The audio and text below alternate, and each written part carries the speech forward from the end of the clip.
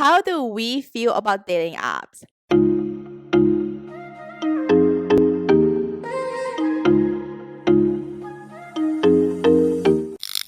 Welcome back to After Our Happy Hour. We are your chaotic but cathartic co-hosts. I'm Jamila. Why do I feel like I'm about to cry right now? I don't know why. I kind of feel it too. Bitch. I'm Vicky. I'm Sharon. So for today, our setup is a little bit better than our last setup because, you know, you live and you learn. But also, we have Sharon kind of in a corner over there because homegirl got COVID. I know this setup looks very unsafe, but me and Jam has gotten it. And No. has been living with Sharon. I need to make a claim here because I am doing my part in like trying, like I've been wearing a mask inside and stuff too because I'm afraid that you guys will get sick, but you can tell that they recently had COVID or fairly recent because they don't give a fuck. Okay, I do a little bit, but then I'm No, also... you don't because I sleep here. See, that's the thing is like I know that I'm immune to it a little bit because we've been in such close proximities even before you tested negative, and I feel Positive. positive, and I feel very okay. Also, yeah, I literally paid money to come to San Francisco and get COVID, but it's because we all went out on Saturday, and I'm telling this to like all my friends because I can proudly say I'm very good at wearing a mask. But that night, my mask broke. I think Vicky broke it. I don't think it was me. I truly don't think it was me. Anyway, it doesn't matter. It's not her fault or anything. It just was on my wrist and the string broke, and I was like, well, there's nothing I can do, so I didn't wear a mask. And I was kind of sus about it. And then 2 days later, I started feeling a little bit under the weather, and then Thursday, I tested positive. So here we are. Haven't been out the house since then. We basically had COVID with Sharon. Dude, yeah. I told them to go do their own thing, but they stayed with me. We never talked about that night, but the first night that Sharon was in town, describe the night in 4 words, Sharon.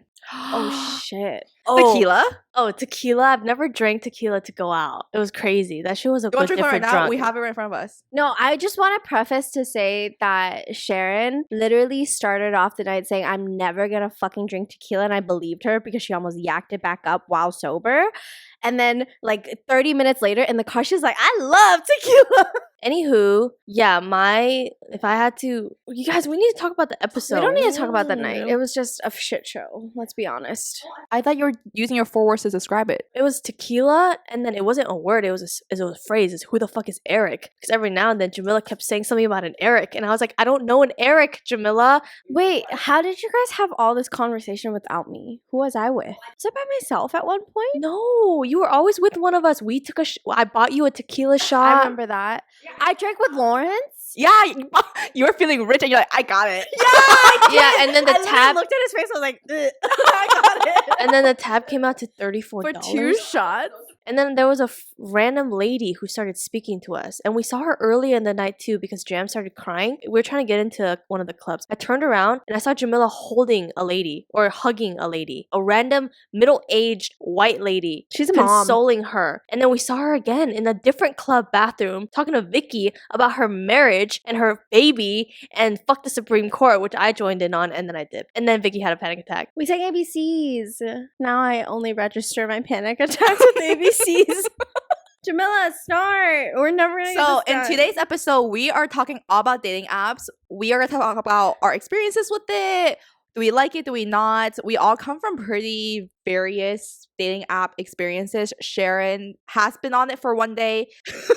Vicky has been on it for a little bit, and I am the most active, or I was the most active on dating apps. So we're gonna talk about all that good and bad stuff of dating apps. All right, the first question is, have you ever been on dating app? I literally just answered that for us. Oh, well, we can expand upon it, okay, go first. Jamila? What's your one day experience, Sharon? It was a week. Of swiping no? I didn't swipe at all. Well, actually, I probably did swipe no. But also, I like to think that I kind of have more experience because I've helped Jamila.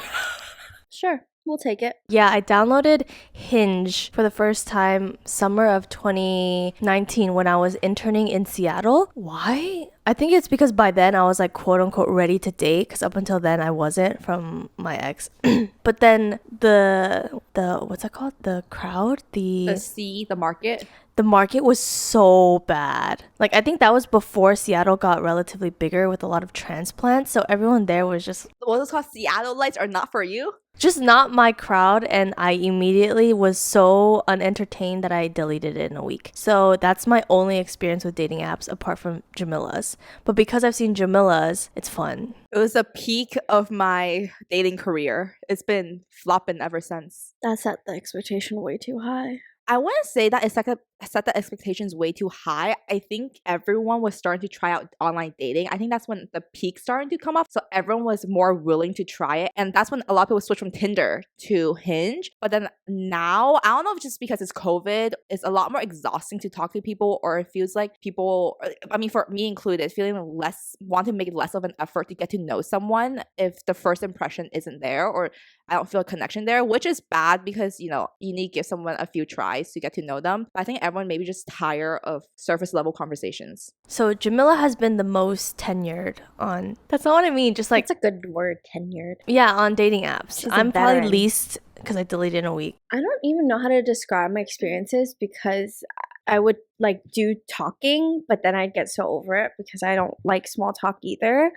But I did freshman year of college for a little bit, and then in Korea I tried a little bit because I was curious about the Korean market. Because everyone on TikTok was like, they're amazing men. But it's a lie. What dating app did you use in here or America versus Korea?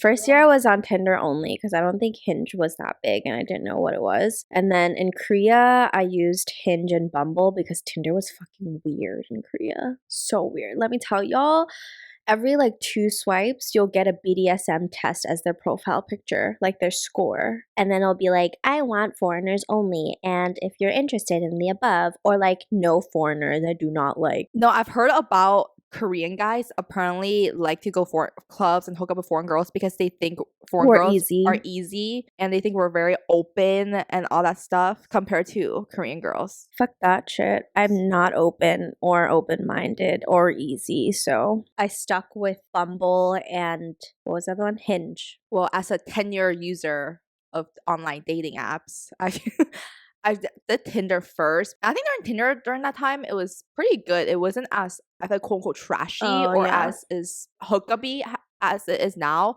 And then when Hinge came around, I started switching to that. I personally like Hinge a lot more. And then I also tried Bumble, but only because I use Bumble BFF a lot. And I just check out the dating apps or the dating portion a little bit, and basically it's the same people you would find on Tinder or Hinge. I feel like Bumble isn't the first app you go to for dating. And then also because Bumble girls make the first move, so I don't think a lot of people go with Bumble for that. Last one I tried was Coffee Meets Bagel, which I know a lot of people do like, but for me it wasn't enough people in a day. It was only, you only get 3 people in a day. I was like, nah, that's really? too, yeah, because they want it to be more genuine, as in like you meet someone at a coffee shop. It's sustainable, I guess, because I know someone who married from Coffee Meets Bagel. How would you rank the dating apps? Because in my eyes, I see Tinder as like hookup. It's not sustainable. It's like you look at them, if you like their face, then you swipe right because there's no prompts for them, versus Hinge I feel like is more playful, like you can talk a lot more with people.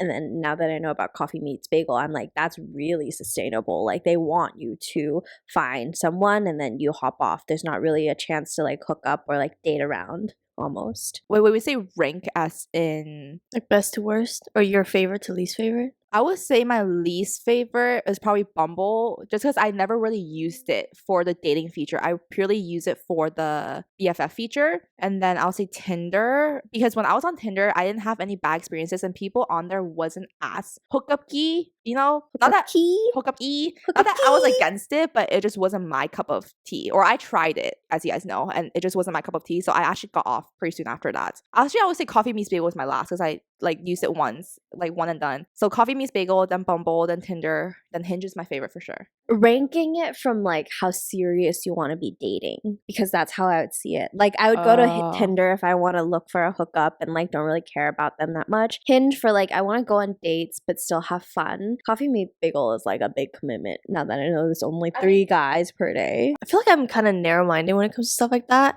Like I'm judging the apps based off what I'm hearing. Like Bumble, I wouldn't do it because as much as I'm for like girls do your thing, like get after the guy, I can't do it as forwardly as I feel like or as I would like to, where I feel like I would like the guys to have more of a say, or like I want the guy to pursue me. Fuck, that sounds bad.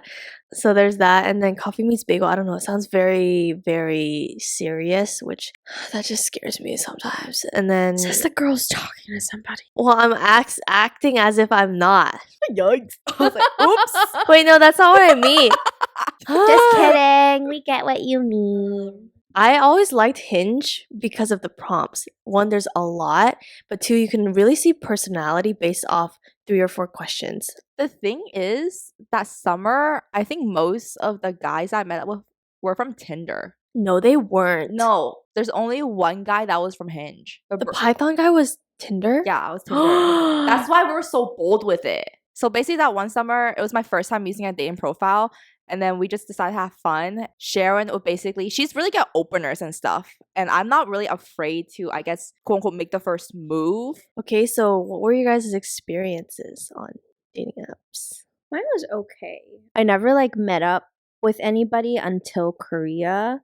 And that was because Didn't you meet with the Riverside guy? no, I never did. He wanted to, right? Yeah, but then I He's the I love you guy, right? Yeah, dude. Oh my god. Okay, so there was one that I like FaceTimed randomly, and he was visiting from Texas, and I was a freshman in college, and we were talking back and forth on Tinder for a little bit, and then randomly one night I was like at home, and he Tindered me, I don't know what it's called, DM'd me and was like, hey, like I'm in San Diego, do you want to grab tacos? And I was a little bitch and I was like, I don't want to meet with him alone, like I'm scared. So then I was like, oh, I'm about to go to bed, so it's okay, or something like that. Was it like 10 p.m.? Yeah, probably. It was like pretty early, and I knew it wouldn't sound right, but I was hoping he'd pick up on the hint that I was uncomfortable to like meet up with him. So he was like, oh, that's okay, like let's FaceTime. So then we talked for a little bit, and then I ghosted him after that because I got afraid. Riverside guy was 3rd year of college. He was the only guy that I like stuck out a conversation with because he seemed really interesting. He was the first guy, or like the only guy I felt comfortable enough to like give my number with. And there was one time where my sister was visiting me and then she had a friend that she slept over with. She was like, oh, if you want, you could stay over at my hotel for the night, just like have it for the night. And so I slept over and I was like, should I be ballsy and invite him over since I had a hotel room to myself? And then he knew that I had the hotel room to myself and he was like, I'll bust a mission from Riverside right now to you if you want me to. And I was contemplating the whole night and I was like, no, I'm a little bitch. So I did it. And then eventually it ended because I was like out clubbing, or like he was out clubbing or something, and randomly he just texted me, hey, I love you. And I was like, we've been talking for like less than a month. What? I got freaked out because he said that. And I was like, that's a little weird. We talked about it in the podcast, but I think he started a podcast recently too. Have you watched it? He's like when we were talking, and I enjoyed it because he was a super motivational, like I want to motivate people to have more productivity, good lifestyle choices. And he was such a frat bro that I was like, this is kind of a joke. But yeah, I just ghosted him because I got scared, and I don't know what he's doing, but he has a podcast. I'm not going to promote it. I was gonna say, should we collab? No. What if sparks fly again? What if No. We say no not. to a guy who says I love you without ever meeting and ever dating. No, actually, that's kind of psychotic. My best experiences was in Korea when I dated. I didn't date shit. I don't know why I said that. But they were really good experiences because the first guy, I went into it just kind of wanting new friends, and that were guy, because I was also on Bumble BFF, but only girls use it. So I was like, oh, I want some like testosterone in my life. Wait, is this a museum guy? This is Stocks guy. Mr. Stocks. Oh my god, I Mr. totally Stocks. forgot about him. Yeah. So the 2 names that we gave them was Mr. Stocks because he posts a lot on Instagram about stocks, and then the other one was Museum Guy because the first date we went on was to the museum, and that was the only date we went on. But the first one was really nice, and like I think we still are friends. Like occasionally he'll ask me for recommendations around here, or he'll comment on my story.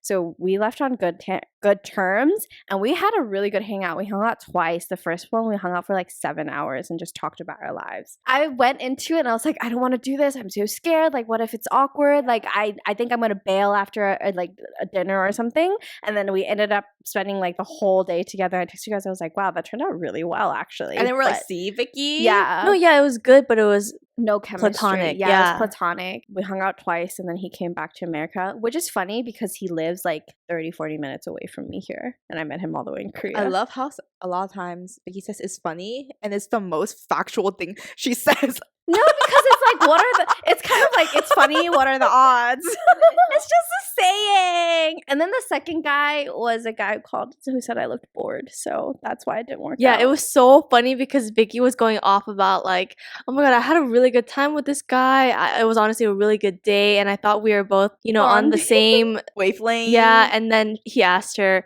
at the end of the date, like, oh, did you have fun? I thought you were bored. He asked twice. We are at the National Korea Museum, and so he is a very big history person, and he initiated. Like, I appreciate this when it's like texting or whatever, because I don't have the mental capacity to constantly text. So it was like 3 or 4 back and forth, and he was like, hey, if you don't care, do you want to meet up at this museum? Because he's a big history person. And so we met up after not really talking. And right before, because it was COVID, you had to reserve a time. And so I reserved a time, but we had like 3 hours to hang out, and we had really good conversations. Like, it was very mentally stimulating, blah blah blah blah blah. And I was like, this is fun. And we went in the museum, and maybe this is where I fucked up, because I would walk away from him. Okay, wait, let me add on here. Vicky didn't tell us why the guy said she looked bored or whatever, right? Until way later when I went to Korea, and then we went to a museum together.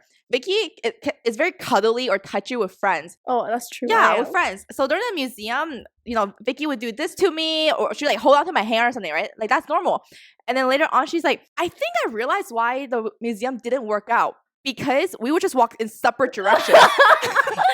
There was some points where we'd walk with each other and he'd explain that history to me, which I appreciated because I didn't know shit about what was happening. He was well versed in all of it.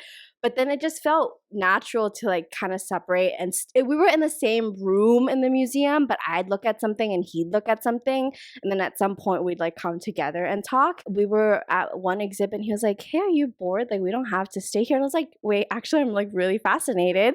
And then we kept walking, and right before he dropped me off at my station to go home, he was like, oh, I'm so sorry about today's day or something like that. You looked bored. And I was like, but I really wasn't. And I even remember messaging him afterwards because he was like, oh, I'm home safe. I'm like, I'm so sorry if you thought I looked bored. I just have a resting bitch face. He's like, it's fine. I have that too. And then that was the end of it. And I was like, would it have progressed potentially if he didn't think you were bored? I don't think so. I think we would have had like no chemistry, maybe just really good friends, because he still like watches my story here and there. And I remember afterwards he would reply to some of my stories here and there, but like conversation fell flat. Sometimes it's still so funny that Vicky is so touchy with us. I think she's gotten more touchy as she got older too, and spending a year in Korea. No, yeah, I think Korea really opened up my like not my singleness, that too, but like my touchiness, because it felt so normal to just hold my friend's hand. No, I think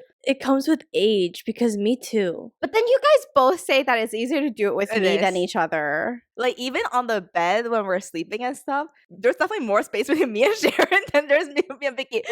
Like, whenever I sleep with Vicky, I'll say, why is it bed feel like there's so much No, there's a reason, because literally, this is the second time this happened. I'm on the edge of the bed, and I kid you not, like, if this couch was the bed, if anyone's looking at the YouTube version, I'd be like this, and Jamila would have all that space. And she's like, why does the bed feel so much bigger? And I'm literally at the edge of the bed. I'm like, look at how much room I have and how much room you have. And that's why it looks bigger. Yeah, but also whenever me and Sharon sleeps, there's definitely more gap in between us. Yeah, I would prefer not to be touching you when I'm sleeping. Okay, Jamila, your turn. Your dating experiences. I forgot about my first ever online dating date for the longest time, and then I remembered it.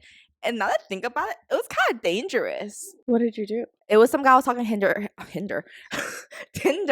and it was really nice and stuff. And he's like, hey, do you want to go to the county fair, or it's the San Diego County Fair? Oh, yeah. Yeah. And then I was like, sure. And he was older. Like, he wasn't in college anymore. And that was fine with me because I always liked older guys. How old were you? Not legal. Second year, 20. I think he was maybe... That's legal, bitch.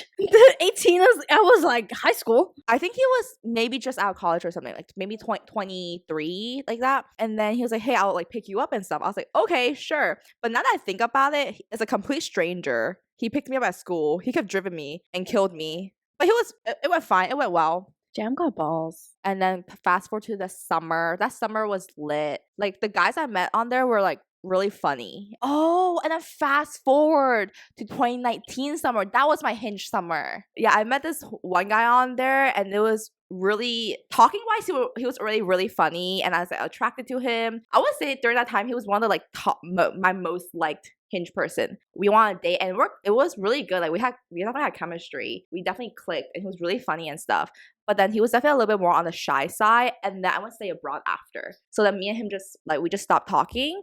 That was the end of my dating career. I deleted the app. Not that I don't believe in it, but I'm tired of talking to people because it's a lot of mental capacity of like trying to get to know someone, and then also because I was like at home, so I didn't want to go out. My mom like, where are you going? Would you tell your parents that you're going on a date? Oh, my parents are so against online dating. Okay, let's get into juicy stuff. Wait, I actually don't know that. Have you dated somebody that you didn't meet through a dating app? Other than my exes, no. Because I'm wondering if you have had better experiences in terms of connection through people you've met through dating apps or in person. Because that's the biggest quote unquote controversy when it comes to dating apps, right? People say it's not sustainable because you're meeting strangers and the connection dies off. I don't agree. Just because the two guys I met from Hinge like 2019, I would say I clicked with them really well. And I think if I didn't go stay abroad, me and that one guy would have tried it or had more. So I do think that it works. But like I said, I don't know what happened recently. Maybe people just giving less effort because they've been on the apps for too long, or COVID, like me included. I just don't feel as much of a want to take proactive measures in getting to know someone, which is why I deleted the app and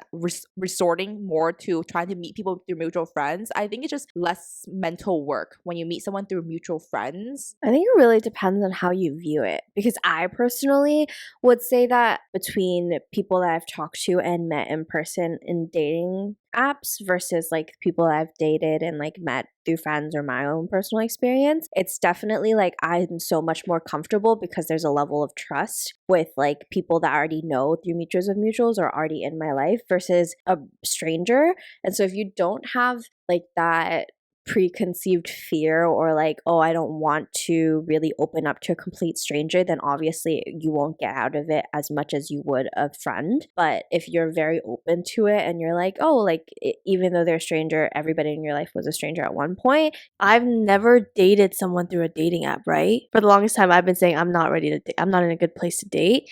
And so for me at that point, like the thought of meeting a complete stranger and them having to get to know me based off what I was telling them was just terrifying to me. Not even terrifying, just like you're telling me that this person, like we're starting from scratch. Like you don't know anything about me. Or I don't know how true this is, but I saw from somewhere that Hinge has a ranking system and it's kind of based on how many likes you get or how many likes you give. I don't exactly know, but there's kind of an algorithm for ranking. And I feel like after that, it just kind of put me off because I've told you guys my confidence isn't as highest right now. So I think just thinking about that, I just want to take out that part in my life. I don't want to have one more thing that affects me negatively. Not that it really has, but in the case, you know? And honestly, ever since deleting it, I haven't really looked back. And that kind of solidifies my initial thought that, oh, I don't really need a dating app right now, or I don't really want a dating app right now. Mm-hmm. If you weren't talking to someone, would you consider going on a dating app? Yeah, like if there was nobody in your life right now and it's been so long, would you think about it again? I have never been against dating apps. I've always been very for. I just never put myself out there like that. And then by the time it was quote unquote time to put myself out there, I wasn't ready to. So if I wasn't talking to anybody right now, I still wouldn't put myself out there because I'm not in a good place to date still. Would you put yourself out there right now? No, you wouldn't. No. See? Absolutely. Would you ever? Like if let's say you, I don't know, one day you're ready to heal from like your exes and you're willing to go to, I don't know, therapy, or like maybe you take those steps to change and feel ready to, then would you put yourself out there? I want to say yes because I did enjoy in the past doing it, and I'm not against dating apps, and I tried it and I liked it, but also I don't think it's made for me because it requires so much attention to it. Like you always have to swipe and you always have to like and you always have to like carry out these conversations. I don't see myself ever feeling like I can. Like if I get lucky and like the first couple tries and I meet like one person that I truly want to connect with and like go through the conversation, then that's great. But if it's more than a couple tries, like maybe 3 people and it falls through, then I probably would quit the apps because I'm like, this is so much work to continue a I can see that. conversation. It's a small talk. Yeah, I can't do small talk. The next question was kind of like, what makes you swipe on a guy on a dating app? We can also talk about what makes you swipe left, what makes you swipe right. They have a fish profile picture. I think I'm a swipe left. You don't want them to catch you some fresh fish and grill it for you? No. Some fresh salmon sashimi? I feel like that's a very guy thing. Guys like to fish. I don't know why. Why? Jin likes to fish. I'm all for that. I only like it if you're Jin, and then you can fish. Yeah, I don't know. I feel like it's just the stereotype of people who fish. They come off very boring. For me, it's not that. I think it's more so I don't really enjoy fishing. If that's one of your favorite activities, that's not really something I would enjoy doing together. So I'm not gonna, I guess, give it a try if I feel like we're not aligned on what we like to do. So then when you swipe, I know looks are obviously like a big part of the swiping culture, right? But you're also really open to, she doesn't just look at looks. She looks at humor. Like if their prompt is funny. Can I speak for myself? Yeah. No, we're speaking for you here. Sorry. I think when I initially started, it was definitely more on that looks. And then the next thing was personality or whatever they had in their bio. When it came to Hinge, because it had prompts and stuff, I definitely added that in more, or I took more importance to that. Like if they were cute or I think they were cute, but they have very boring answers, it was a no for me just because I want to date you because I feel like we get along, right? Going strictly based off looks is very Superficial. Yeah. But also some guys, I think, they're really good looking, but they're so boring. Yeah, I feel like people who are too good looking, I also wouldn't swipe left because I have the assumption that they're going to be boring. They know that they're good looking and that becomes their whole personality. They don't need to build a personality anymore after that. And I hate it. If you were to have a dating profile right now, what do you think you would swipe on? Would it be looks first, or would you look at like prompts and stuff more? The thing is, I feel like a prompt really boosts somebody up. Like, remember when you switched your location to LA for literally like 0.2 seconds? And then the first 3 guys that you saw, one or a couple of his prompts were so funny. He wasn't like drop dead gorgeous. Like, I mean, yeah, he was an objectively good looking guy, but I was dying at his prompts. And Jamila was like, "Are you okay?" She was cackling.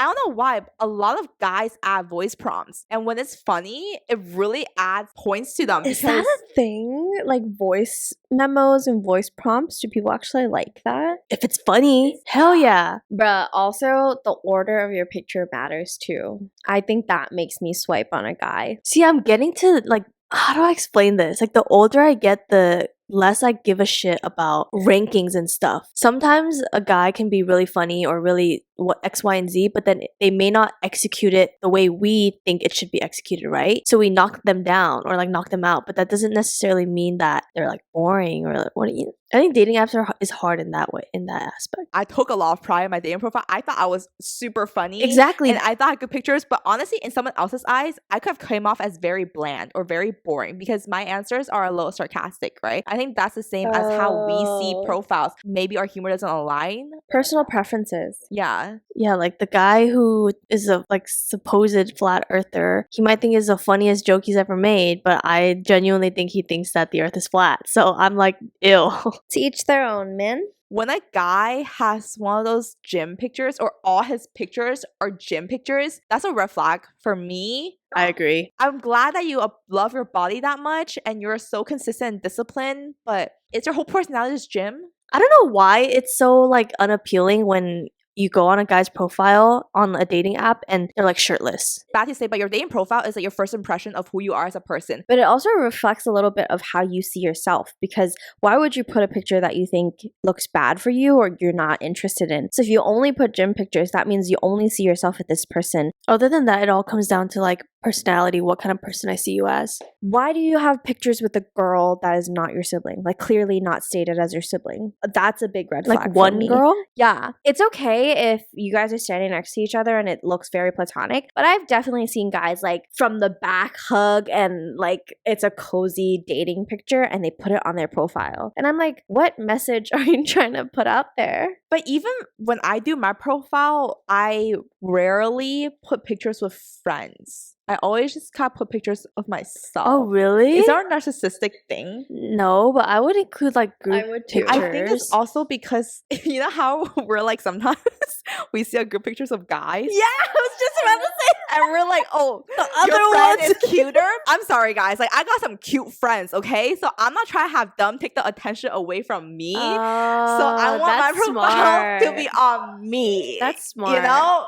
See, the thing is, if that was me, right, in a group picture of us, and then the guy was more interested in one of you, I'd happily Be like, bring oh, them let to me you. introduce Yeah. you. Oh, sorry, y'all. That'd be out of pocket as fuck if they did that though. I think another one of my red flags recently is if they want kids. I think because we're hitting that I was age, thinking that. I'm just very honest. I'm like, I don't want kids. Dude, I'm scared. And if that's not what they want, then why am I gonna try to go down a path where we have shit. such opposing opinions? I don't want to miss a chance because of that. So I don't, as much as I don't want kids, I'm afraid to close that door because of it. No, I agree. I think kids is a very non-black and white conversation. What do you mean by that? Topic of kids is one of the most like controversial conversations because it's not an easy conversation to have, and you never know which side of the spectrum that you'll kind of sway into, I feel like. Okay, so that was our conversation about dating apps. Moral of the story is put yourself out there. Go on dating apps. There's someone for everybody. No, really, put yourself out there on dating apps if you're willing to, I think. Like, you don't know if you don't try it, so that's it. We'll see you in the next one. Bye.